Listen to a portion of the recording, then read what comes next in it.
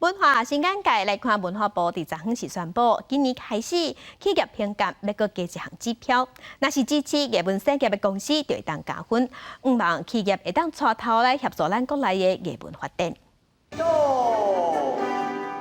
透过民间组织的拍拼，企业 ESG 永续经营的理念，总算将文化产业嘛划入范围。长期推动文化的科技产业代表董祖贤表示，台湾所欠缺就是整合的力量，希望有资源的企业家会当带头协助艺文的发展。我们的文化呢，只是欠缺某一些到最后一个关卡呢，必须整合的这个力量，把这一些力量导引到可以协助去做文化生生不息的创造的力量。我们对于文化的这个呈现呢，可以是很多的这个层次，很多的样貌。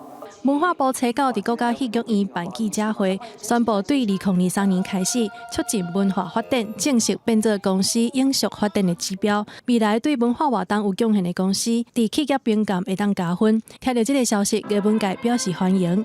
对文化艺术表演一直是一大步。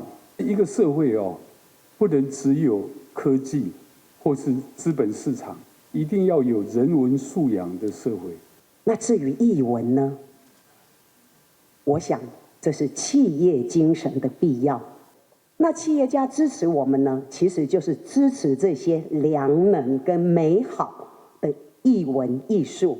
有民间企业到小天，让美分工会好好发挥，为本土艺术做出回馈。记者麦上丹保罗台北报道。